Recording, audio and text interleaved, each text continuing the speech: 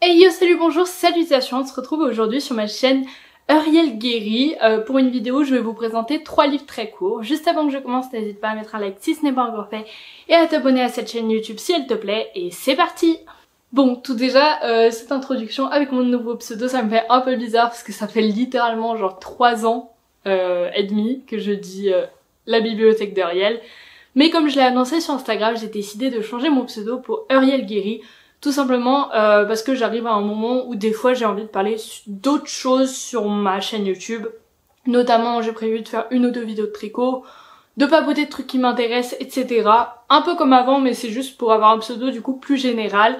Ça reste du coup une chaîne YouTube très centrée sur la lecture, on va dire. Mais je vais me permettre 1 ou 2 vidéos un peu hors sujet avant. Ce qui était déjà le cas puisque j'avais mercredi de thérapie. J'avais d'autres vidéos voilà qui parlaient d'autres choses, mais juste voilà, ça va être vraiment quand j'en ai envie. Et c'était aussi du coup pour avoir le même pseudo que sur Instagram où du coup je suis passée à Euriel Guéry il y a quelques mois, et j'aime bien cette idée d'avoir un seul endroit où je mets tout ce que je veux parce que j'ai essayé à un moment d'avoir plusieurs comptes Insta, ça marchait pas pour moi, je suis pas assez organisée, et j'ai essayé d'avoir plusieurs chaînes YouTube, pareil, ça ne marchait pas. Alors que parfois j'ai envie de parler d'écriture ou de choses comme ça sur YouTube, on va dire que c'est toujours assez proche des livres, de mes passions, etc.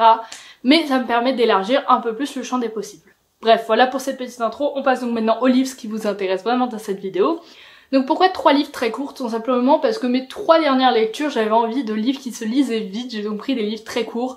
Et je me suis dit autant tous vous les mettre ensemble dans une vidéo parce que c'est pour la plupart pas des livres qui sont ultra connus.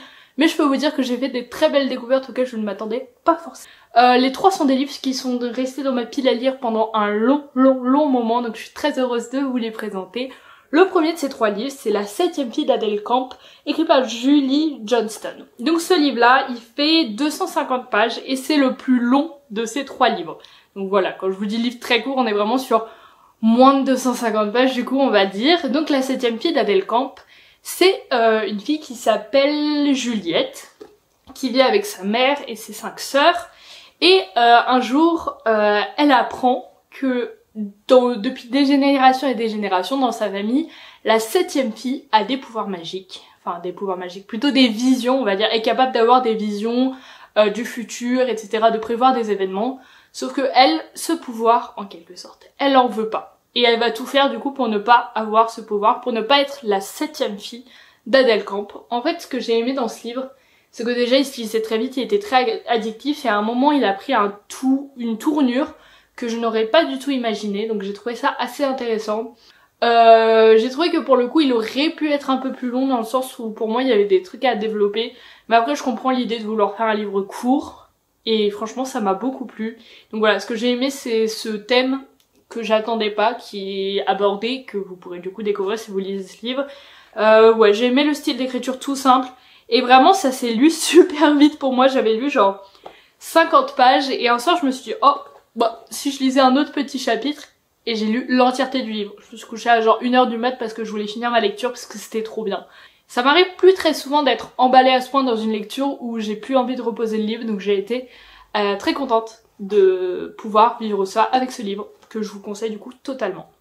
Le deuxième livre, du coup ce livre là il était dans ma pile à lire depuis 2020 je dirais, parce que je l'avais acheté dans un lot de livres sur Vinted. Le deuxième livre c'est Si seulement Lucie de Vincent Engel.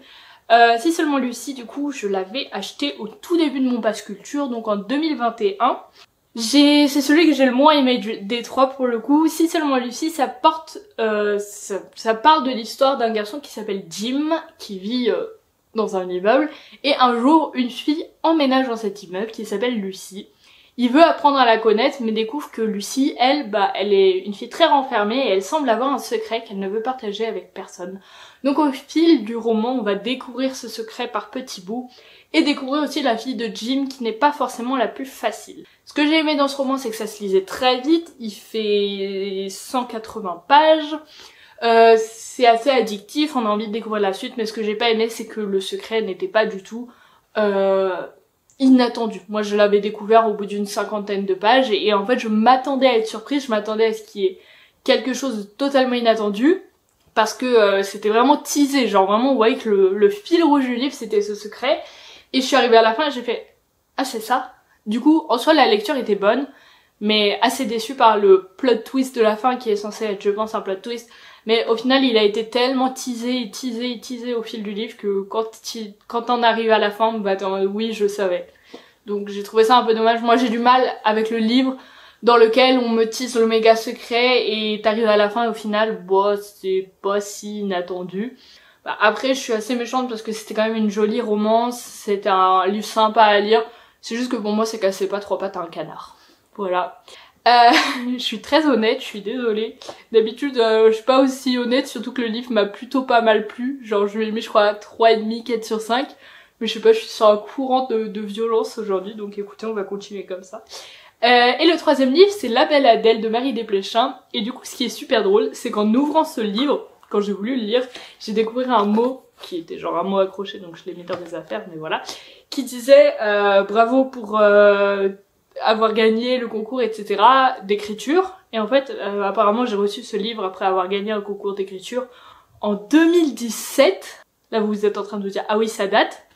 Et effectivement, je me souviens maintenant que Marie Desplechin, c'est l'autrice que j'avais rencontrée après avoir gagné ce concours. Du coup, c'est normal qu'on m'ait donné un livre d'elle. Mais j'avais aucun souvenir que j'avais ce livre dans ma pile à lire.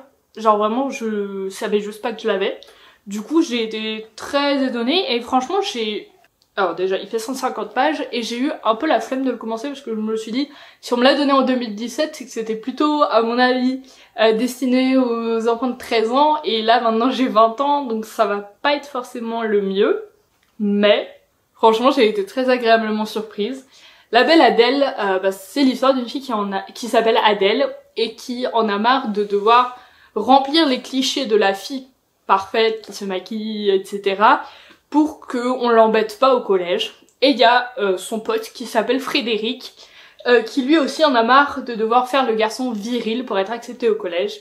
Et ils ont alors l'idée de dire qu'ils sont en couple. Ils se disent, bah, ça va faire que moi je vais être vue plus comme une fille, toi plus comme un garçon, et tout va bien aller pour nous, mais on va voir que tout se passe pas forcément aussi bien que prévu. Ce que j'ai bien aimé, c'est que c'était assez... En fait, ça peut paraître cliché sur les années collège, mais je trouve que c'est exactement ça. Genre, c'est les années où t'as vraiment besoin d'être dans le moule parfait.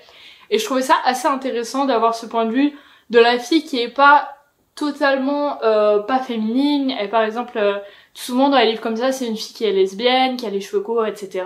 Là, c'est pas le cas. Elle est féminine, elle aime les garçons, mais juste, c'est pas la fille qui adore se maquiller, qui adore passer 6 heures à choisir une tenue.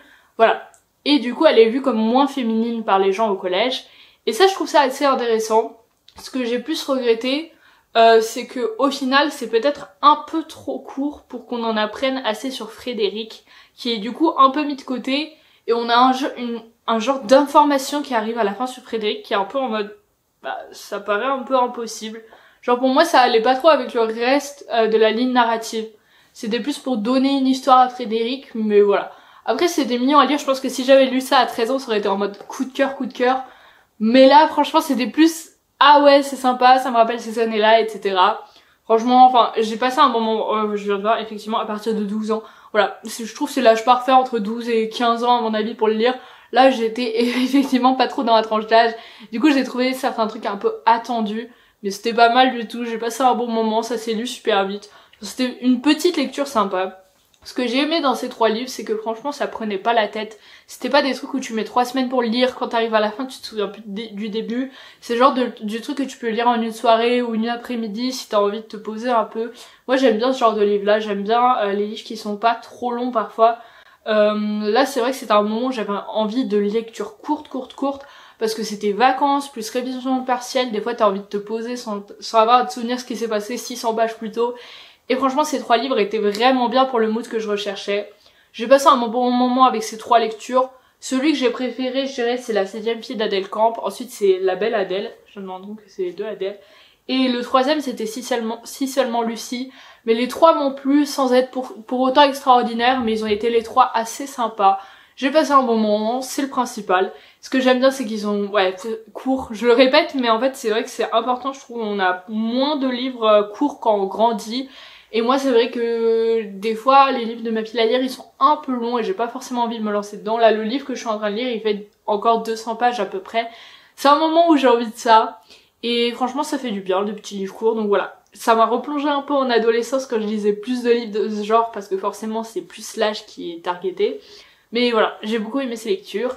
Si cette vidéo vous a plu, n'hésitez pas à mettre un petit like, à commenter et à vous abonner à ma chaîne YouTube, ça fait toujours plaisir. Et voilà.